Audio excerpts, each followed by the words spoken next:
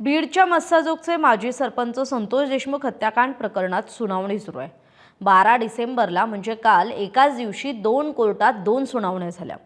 यात आरोपींकडून कोर्टाची दिशाभूल आणि साक्षीदार फोडण्यासाठी डाव आखला जात असल्याचा खळबळजनक दावा विशेष सरकारी वकील उज्ज्वल निकम यांनी बीडच्या विशेष मकोका न्यायालयासमोर केला। तर दुसरीकडे याच हत्याकांडाचा मास्टरमाइंड असलेल्या वाल्मिक कराडनं जामिनासाठी धावाधाव सुरू केली आहे। आपण निर्दोष असून संतोष देशमुख हत्याकांडात आपल्याला विनाकारण गोवल्याचा दावा वाल्मिक कराडच्या वतीनं मुंबई उच्च न्यायालयाच्या छत्रपती संभाजीनगर खंडपीठात त्याच्या वकिलांकडून करण्यात आला आणि त्यासाठी जामीन अर्ज दाखल करण्यात आला। न्यायमूर्ती SM घोडेस्वार यांच्या समोर खरं तर या प्रकरणाची सुनावणी झाली, पण याच सुनावणीवेळी देशमुख कुटुंबाच्या भावनांवर आक्रोशाचा डोंगर कोसळल्याची घटना घडली। तरी कोर्टात असं काय घडलं की संतोष देशमुखांचे बंधू धनंजय देशमुख आणि त्यांची पत्नी ही भर सुनावणीत धावत कोर्टरूम बाहेर पडली आणि ओक्साबोक्शी रडू लागली।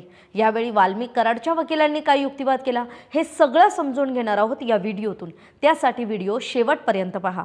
नमस्कार, मी कोमल, सकाळमध्ये आपलं स्वागत। झालंय असं की संतोष देशमुखांच्या हत्या प्रकरणाला वर्ष उलटून गेलंय, पण अजूनही आरोपींवर दोषारोप निश्चिती झालेली नाहीये। अशातच एक आरोपी अजूनही फरार आहे, वाल्मिक कराड, जो संतोष देशमुखांच्या हत्याकांडाचा मुख्य सूत्रधार मास्टरमाइंड म्हटला जातो।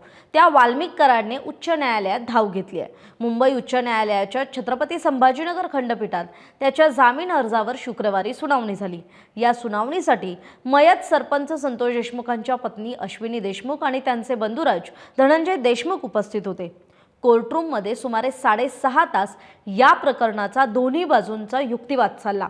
वाल्मिक कराड या प्रकरणात कसा दोषी आहे हे सांगण्यासाठी सरकारी पक्षाकडून सुरुवातीपासूनचे सगळे पुरावे सादर करण्यात आले। संतोष देशमुखांना अमानुषपणे मारहाण करतानाच्या 23 व्हिडिओ क्लिप्स लॅपटॉपच्या माध्यमातून कोर्टासमोर सादर करण्यात आल्या। आजपर्यंत या व्हिडिओ क्लिपपासून देशमुख कुटुंब दूर होतं, परंतु हायकोर्टात सगळे पुरावे सादर झाले। कोर्टासमोर जे दाखवलं जात होतं ते पाहून संतोष देशमुखांच्या पत्नी अश्विनी देशमुख धावत कोर्टरूम बाहेर पडल्या आणि मोठमोठ्याने रडू लागल्या। त्यांच्या पाठोपाठ धनंजय देशमुख सुद्धा बाहेर पडले आणि ओक्साबोक्शी रडायला लागले। घटनेचं गांभीर्य आणि देशमुख कुटुंबियांच्या अनावर आणि असह्य झालेल्या भावना पाहून कोर्टरूम मधील आणि कोर्टरूम बाहेरचे सुद्धा सगळेच हादरून गेले। सरकारी वकील अमरजीत सिंह गिरासे हे कोर्टासमोर सगळे पुरावे सादर करत होते, तरी वाल्मिक कराडचे वकील मात्र त्याच्या बचावासाठी युक्तिवाद करत होते। वाल्मिक कराडच्या वकिलांनी काय युक्तिवाद केला तोही पाहूयात।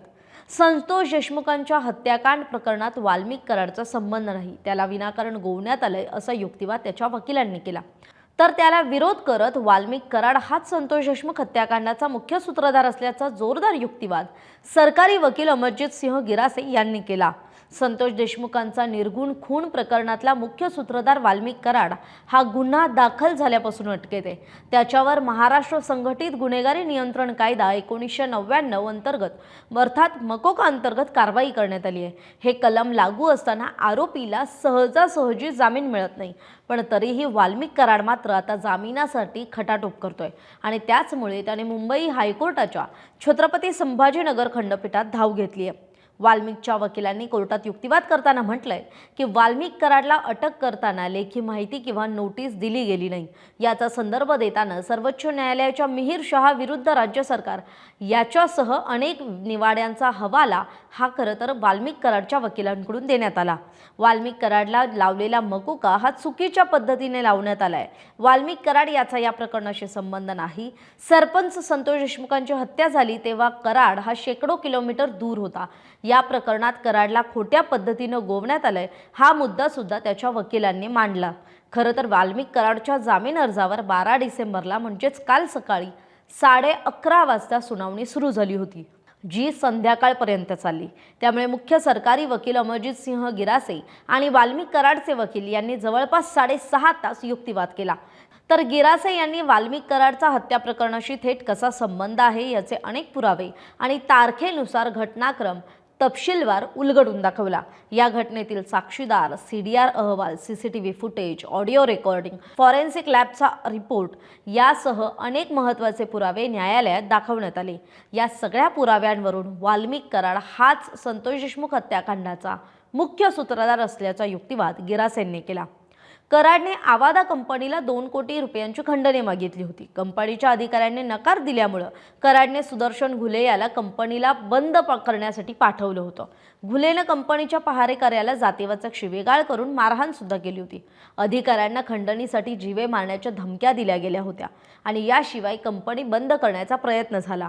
मात्र बीड जिल्ह्यातील अतिशय मागास भागातील कंपनी बंद होऊ नये आणि इथल्या तरुणांचा रोजगार जाऊ नये अशी विनंती सरपंच संतोष देशमुखांनी केली होती. याशिवाय पोलिसात तक्रार सुद्धा दिली होती. त्यावर सुदर्शन घुलेनं देशमुखांना जीवे मारण्याची धमकी दिली होती. या प्रकरणानंतर कराडने आपल्या मागणीच्या आड येणाऱ्या देशमुखला आडवा करा असा आदेश आपल्या सहकाऱ्यांना दिला आणि त्यानुसार सुदर्शन घुले आणि त्याच्या सहकाऱ्यांनी उमरे टोल नाक्यावरून आधी संतोष देशमुखांचं अपहरण केलं आणि मग त्यांना निर्जन जागी नेऊन तिथे मानवतेला काळीमा फासणारं कृत्य करत मारहाण केली आणि तिथे त्यांचा जीव घेतला. ही मारहाण सुरू असताना वाल्मिक कराड, विष्णू चाटे आणि सुदर्शन घुले यांच्यात फोनवर बोलणं सुरू होतं. कराड हाच मारेकऱ्यांना निर्देश देत होता अशी बाजू सुद्धा गिरासेंनी मांडली. तरी आता या प्रकरणाची पुढची सुनावणी 16 डिसेंबरला म्हणजेच मंगळवारी होणार आहे. आता वाल्मिक कराडला जामीन मिळतो का याविषयी तुम्हाला काय वाटतंय? तुमची मतं कमेंट बॉक्समध्ये कमेंट करून जरूर सांगा.